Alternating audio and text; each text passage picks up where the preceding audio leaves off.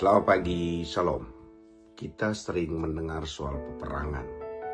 Sebenarnya dalam Efesus 6 ayat 11 dikatakan, pakailah selengkap senjata Allah untuk melawan tipu muslihat iblis. Kalau kita perhatikan, strategi iblis dari awal adalah dengan tipu muslihat. Kita perhatikan waktu dia menggoda Adam, dia menipu Adam.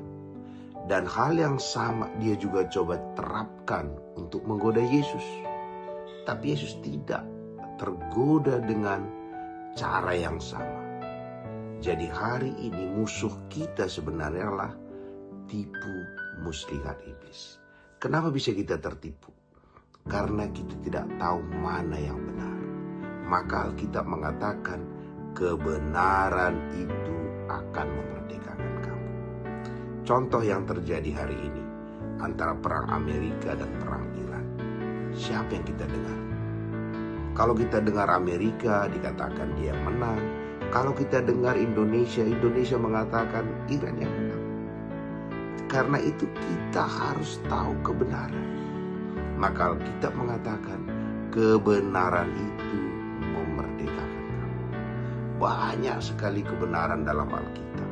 Contoh, di salah satunya dikatakan segala perkara dapat kutanggung di dalam Dia yang memberikan kekuatan kepadamu. Ayat itu jelas mengatakan segala perkara. Maka apa kata setan? Yang ini terlalu berat bagimu. Yang ini engkau tidak sanggup. Yang ini macam-macam. Kalau kita yakini kata Tuhan segala perkara dapat kutanggung, kita gak stres lagi. Karena itu musuh kita itu tipuan itu. Maka ayat-ayat selanjutnya dikatakan pakailah pedang roh, perisai iman. Itu bicara semua tentang firman Tuhan. Karena itu hari ini kita harus berdiri teguh. Berdiri teguh di firman Tuhan itu.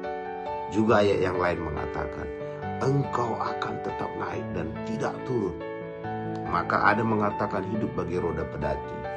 Kadang di atas, kadang di bawah. Enggak, Tuhan sudah katakan kita akan tetap naik. Jadi supaya kita tidak tertipu, kita harus tahu kebenarannya. Kebenarannya adalah Allah sangat mengasihi saudara. Contoh begini, tidak ada orang yang rela menyerahkan anaknya kepada siapapun. Kebenarannya, kalau sampai Allah rela menyerahkan anaknya kepada kita, kira-kira apa yang gak dia akan serahkan kepada kita?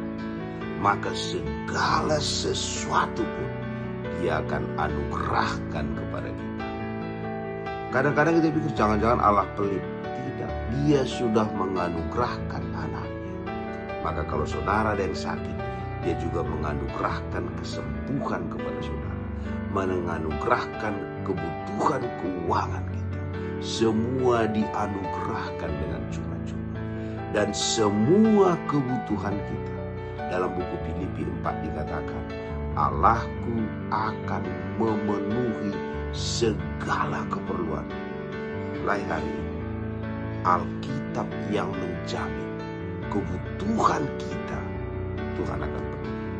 Tetapi setan akan katakan, wah Tuhan terlalu sibuk, dia tidak peduli kau. Jadi hari ini berdiri teguh terhadap kebenaran yang Tuhan katakan. Dan waktu saudara berdiri teguh di sana, maka semua tipu muslihat iblis tidak akan